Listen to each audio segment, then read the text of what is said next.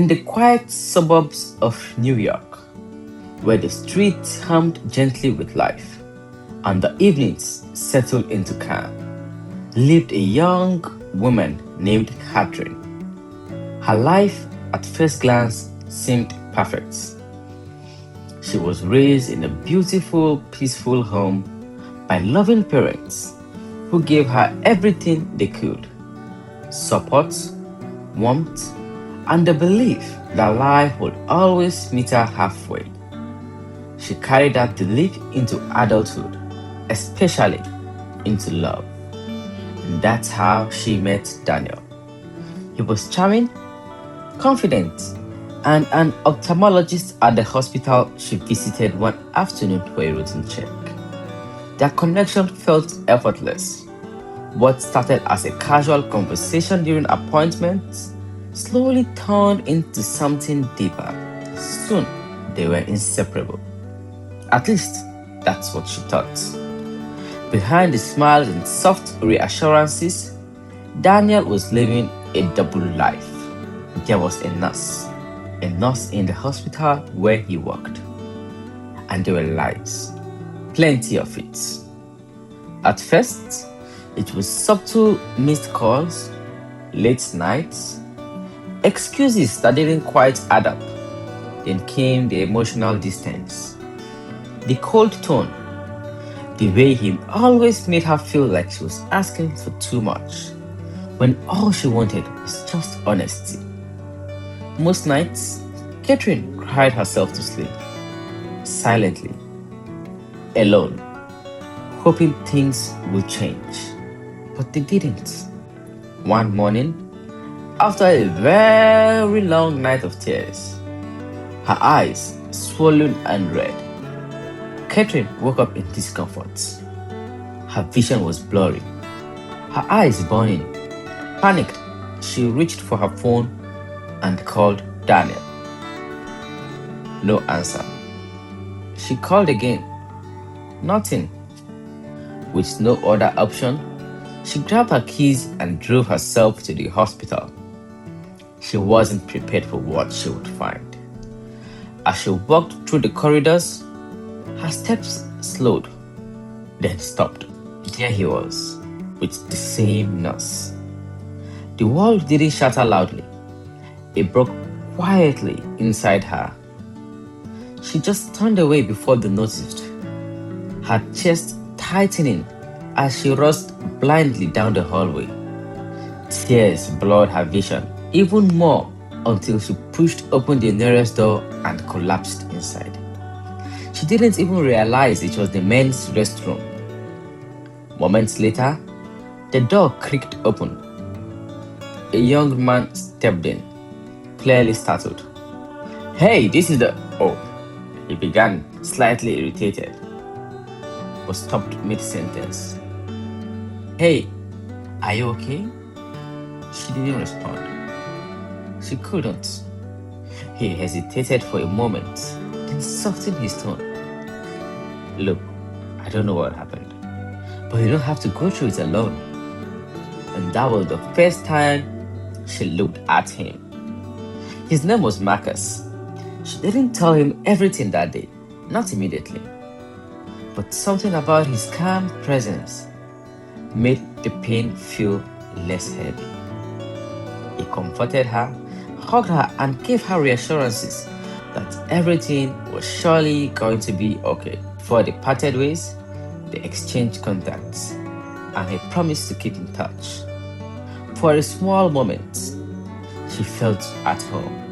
She felt peace, and she felt ease. But it changed everything. Days turned into weeks. Texts became calls. Calls became laughter. And laughter slowly replaced tears. Marcus didn't rush her. He didn't demand explanations or force closeness. He simply showed up consistently, kindly, and genuinely.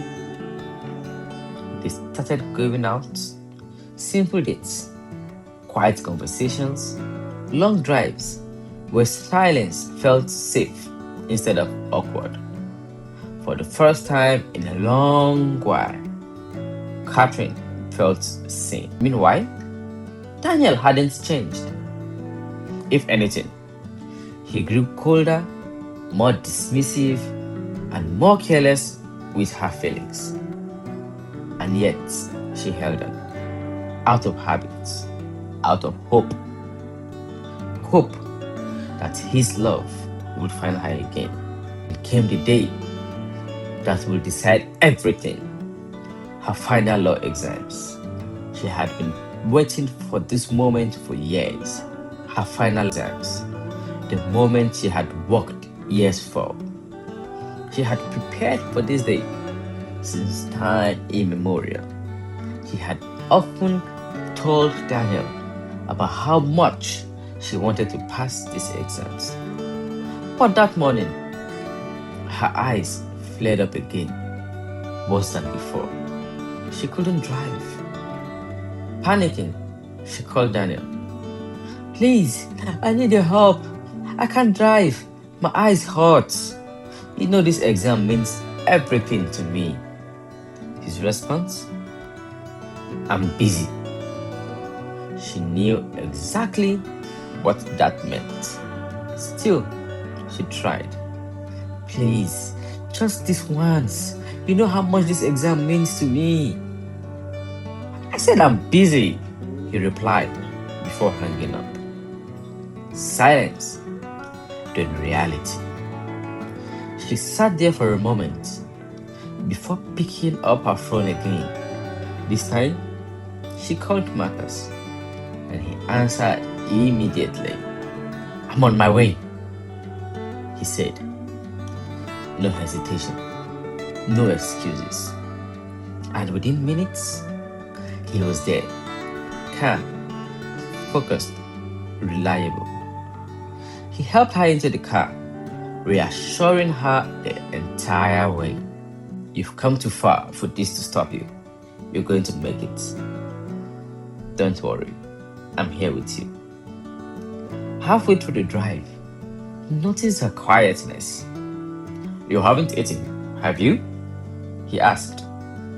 She shook her head, and without another word, they pulled into a small restaurant. 5 minutes, he said. You need strength. You wouldn't go into that exam without eating. As they stepped inside, there he was again, Daniel, sitting comfortably with a nurse, laughing, unbothered. Catherine froze. Something snapped inside her, not loudly, but firmly. She walked up to him. Daniel! He glanced at her and looked away, as if she just didn't exist. And that was all it took.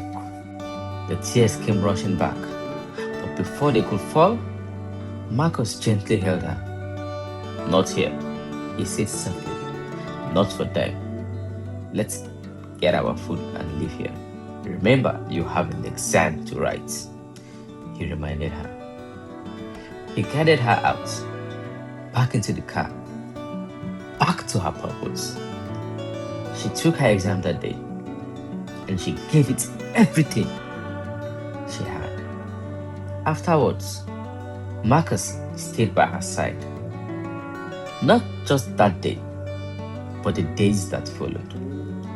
He helped her heal from her heartbreak. He nursed her to recovery. Not with empty promises, but with presence. He reminded her of her worth on the days she forgot. He showed her what respect felt like, what care looked like. One evening, as the sun dipped below the horizon, Marcus took a breath.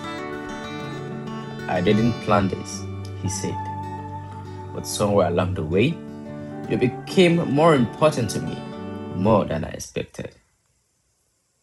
She looked at him, her eyes no longer filled with pain, but with peace and love. He reached into his pocket, a ring, Will you build something real with me? Tears filled her eyes again, but this time they weren't from pain. They were from a heart filled with fulfillment, filled of happiness, and filled of joy. Yes, she said, and just like that, the girl who once cried herself to sleep found the love that gave her reasons to smile. Not because life became perfect, but because she finally chose what was right for her.